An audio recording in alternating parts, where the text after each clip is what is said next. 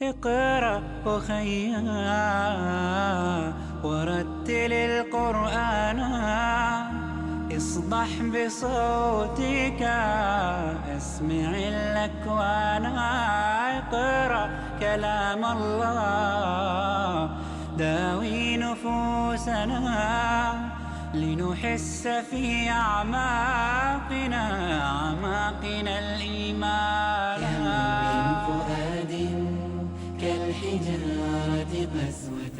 محترم ناظرین، السلام علیکم ورحمۃ اللہ وبرکاتہ۔ آج کی ہماری کلاس تختی نمبر 5 سے شروع ہوتی ہے، جو کہ تنوین کے بیان میں ہے۔ تنوین 2 زبر 2 زیر اور 2 پیش کو کہتے ہیں۔ اس تختی کے اندر مصنف رحمہ اللہ علیہ نے 2 مشقوں کا عمل بتایا، ایک غنّے کا اور ایک اظہار کا۔ چونکہ قرآن مجید میں تنوین کے اندر 2 قاعدے لگتے ہیں، کہیں اس میں غنّہ ہوتا ہے اور کہیں اس میں اظہار ہوتا ہے۔ بعض لوگ اس کو اظہار کے ساتھ پڑھاتے ہیں اور بعض قراء اس کو اخفاء کے ساتھ پڑھاتے ہیں۔ اب جو اخفاء کے ساتھ پڑھاتے ہیں وہ اظہار کی مخالفت کرتے ہیں، جو اظہار کے ساتھ پڑھاتے ہیں وہ اخفاء کی مخالفت کرتے ہیں۔ اس میں کیا حرج ہے کہ اگر بچوں کو یہ بتا دیا جائے کہ بیٹا اس میں 2 قاعدے لگ رہے ہیں، ایک غنّے کا اور ایک اظہار کا، اور دونوں طریقوں کے ساتھ اگر پڑھا دیا جائے، دونوں اوزان کے ساتھ اگر پڑھا دیا جائے اس تختی کو، اور قرآن مجید کے اندر جب بچہ جائے تو اس کی رہنمائی کر دی جائے کہ یہاں اس میں اخفاء ہو رہا ہے اور یہاں اس میں اظہار ہو رہا ہے، تو بچے کے اندر کنفیوژن پیدا نہیں ہوگی۔ اب اس کے متعلق ہم آپ کو بتاتے ہیں کہ مصنف رحمہ اللہ علیہ نے اس تختی کو بھی مخارج کی ترتیب کے ساتھ لکھا ہے۔ پچھلی تختی جو ہم نے گزشتہ آپ کو پچھلے سبق میں بتائی تھی، حرکات کی تختی تھی، اور اس میں ہم نے آپ کو بتایا تھا کہ وہ مخارج کی ترتیب سے لکھی گئی ہے۔ اب اس میں مخارج جو ہے وہ اقصی حلق سے شروع ہوئے تھے اور ہونٹوں پر آ کے ختم ہوئے تھے۔ اب اس تختی کے اندر جو ہے الٹ کر دیا کہ ہونٹوں سے شروع کیا، یعنی پہلا جو حرف دیا ہے وہ میم کا دیا ہے، یعنی میم 2 زبر من، میم 2 زیر من، میم 2 پیش من، من میم من، اور اس کا اینڈ کیا ہے حمزہ کے اوپر، یعنی اقصی حلق پر۔ حمزہ 2 زبر ان، حمزہ 2 زیر ان، حمزہ 2 پیش ان، ان ان ان، یہ تختی کا اینڈ ہے، اور یہ بھی مخارج کی ترتیب پر ہے، تو ہم نے اس پر ریورس مخارج کو لے کے جانا ہے اقصی حلق کی طرف۔ اب آپ کو یہ بتانا ہے کہ اس کے 2 طریقوں کے ساتھ اس کو پڑھایا جائے، مثلا غنّے کے ساتھ جیسے میں نے آپ کو بتایا ہے، اور بغیر غنّے کے اظہار کے ساتھ جیسے کہ جلدی میں پڑھایا جائے۔ میم 2 زبر من، میم 2 زیر من، میم 2 پیش من، من من من، با 2 زبر بن، با 2 زیر بن، با 2 پیش بن، بن بن بن، آخر میں ملا دیا جائے، اور جوڑ جو ہے وہ الگ الگ سانس میں نکلوایا جائے، آخر میں ملائیں گے تو وہ ایک لفظ بن جائے گا۔ تو لہٰذا اس میں اخفاء کی بھی مشق ہو سکتی ہے اور اظہار کی بھی ہو سکتی ہے، دونوں طریقوں کے ساتھ استاد کو بچوں کو پڑھانا چاہیے۔ آگے تختی نمبر 6 کی طرف ہم چلتے ہیں، اور شارٹ ہم آپ کو ان کا تعارف کرواتے جا رہے ہیں کہ صرف ہم نے ان تختیوں کو سمجھنا ہے، پڑھیں گے ہم انشاءاللہ دوسرے راؤنڈ میں۔ اب جو اگلی تختی ہے یہ آبدن والی تختی ہے، یعنی کہ اس کا پہلا جو لفظ ہے وہ آبدن، آحدن، آخدہ ہے، اور یہ تختی نمبر 6 ہے، یعنی تختی نمبر 6 ہے۔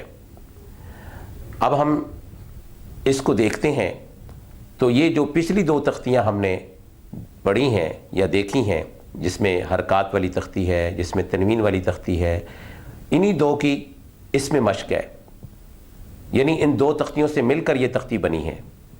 اس میں حرکات والے حروف بھی ہیں، اس میں تنوین والے حروف بھی ہیں، اس کے علاوہ نہیں ہے۔ اب بچے کو سمجھا دیا جائے، جو بڑی حرکات والے حروف ہیں وہ پچھلی تختی سے لیے گئے، جیسے ہم نے پہلا لفظ بنایا حمزہ زبر آ، آگے پڑھا با زبر با، دونوں کو ملایا بن گیا آبا، اور اگلے تنوین والی تختی میں ہم دال کو لیں کہ دال 2 زبر دن، تو پورا لفظ بنے گا آبادن.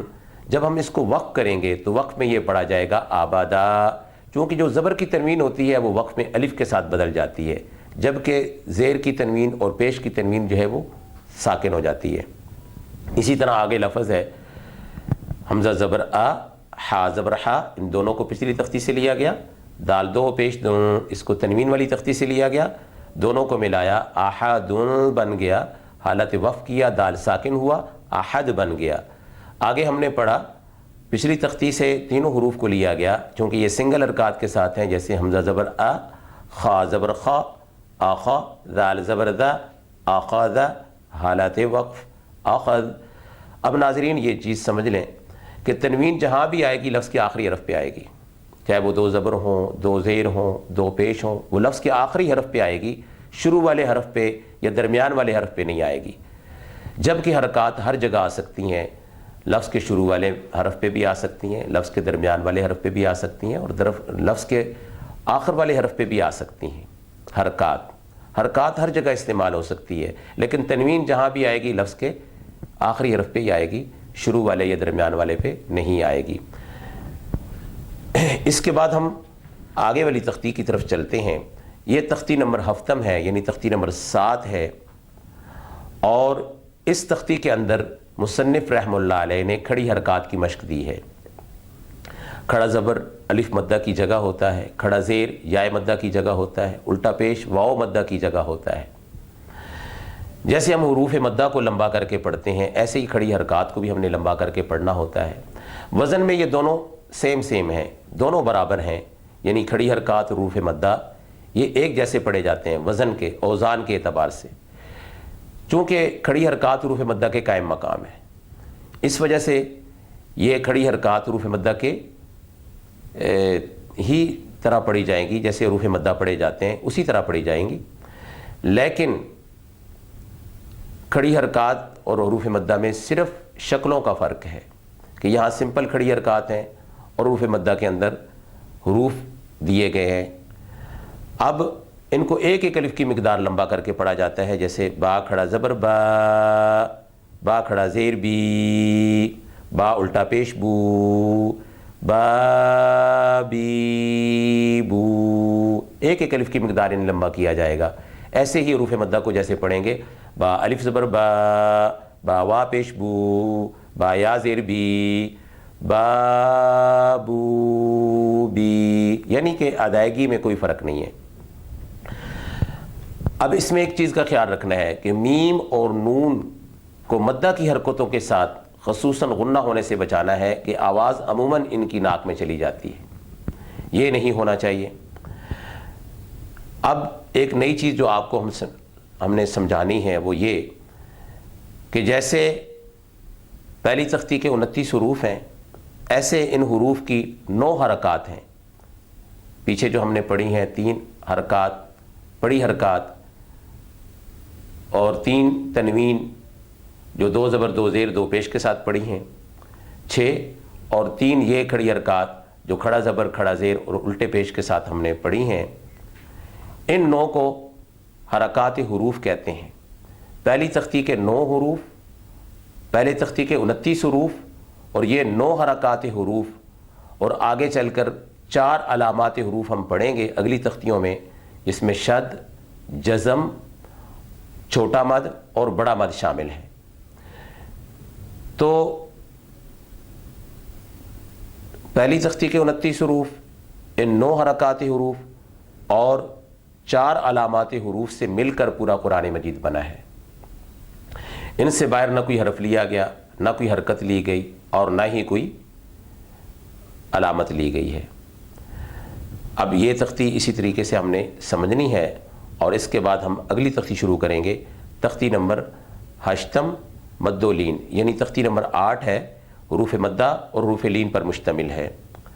تو حروف مدہ جو آپ کو ہم نے پہلے بتا دیے کہ ان کو ایک ایک الف کی مقدار لمبا کر کے پڑھا جائے گا، اور ان کی تعریف یہ ہے کہ الف سے پہلے زبر کا ہونا ضروری ہے، واو ساکنہ سے پہلے پیش کا ہونا ضروری ہے، اور یا ساکنہ سے پہلے زیر کا ہونا ضروری ہے، تب یہ مدہ بنتے ہیں، اس کے علاوہ مدہ نہیں بنیں گے.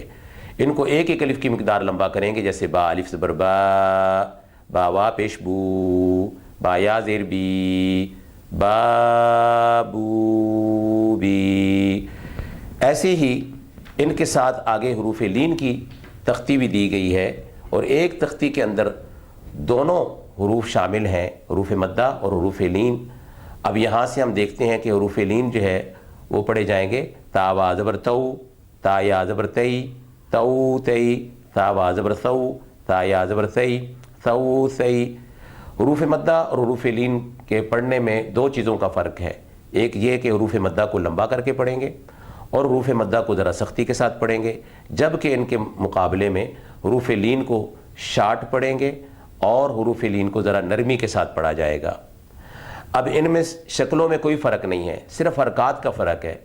اب دیکھیں، واو ساکن سے پہلے پیش ہو تو واو مدہ بنتا ہے، اور یا ساکنہ سے پہلے زیر ہو تو یا مدہ بنتی ہے، جبکہ واو ساکن اور یا ساکنہ سے پہلے زبر ہو تو یہ دونوں لین بنتے ہیں، یعنی ان دونوں سے پہلے زبر آتا ہے۔ تو یہ آپ نے ذرا فرق دیکھنا ہے، اور اس کے بعد ہم تختی نمبر ناہم دیکھیں گے کہ تختی نمبر ناہم جو ہے یہ آمنہ سے شروع ہوتی ہے، اور اس تختی کے اندر پچھلی 5 تختیوں کی مشق دی گئی ہے، جس میں پڑی حرکات، پڑا زبر، پڑا زیر اور پڑا پیش، ڈبل حرکت، 2 زبر 2 زیر 2 پیش، کھڑی حرکات، کھڑا زبر کھڑا زیر الٹا پیش۔ یہ 9 حرکات حروف جو میں نے آپ کو بتائی ہیں، ان 9 حرکات کو شامل کریں گے، اور اسی طرح جو ہے وہ حروف مدہ کی تختی کو اور حروف لین کی تختی کو یہ بھی شامل کریں گے، تو یہ 5 تختیاں بنے گی، اور ان 5 تختیوں سے مل کر یہ تختی بنی ہے۔ اب اس میں جو کھڑا زبر آیا ہے، جیسے حمزہ کھڑا زبر آ، یہ کھڑی حرکات والی تختی سے آیا ہے، میم زبر ما اور نون زبر نا، یہ دونوں پڑی حرکات والی تختی سے آئے ہیں حرف، اور ان کو جب ملائیں گے تو یہ پڑھے جائیں گے آ مانا، تو حالت وقف میں یہ پڑھا جائے گا آ من، چونکہ نون کو ساکن کریں گے۔ آگے جو پڑھا جائے گا حمزہ کھڑا زبر آ، وا کھڑا زبر وا، یہ بن جائے گا آ وا۔ ان دونوں کو ہم نے کھڑی حرکات سے لیا اور ان کو ملایا تو آوا کا لفظ بنا، حالت وقف میں بھی آوا ہی پڑھا جائے گا، چونکہ کھڑا زبر کبھی ساکن نہیں ہوتا۔ اسی طرح آپ اس تختی کو سمجھیں گے، اور یہ تختی جو ہے یہ تقریباً 1.5 صفحے پر مشتمل ہے۔ آج کا سبق اتنا ہی کافی ہے، انشاءاللہ آگے ہم تختی نمبر 10 سے اگلا سبق شروع کریں گے۔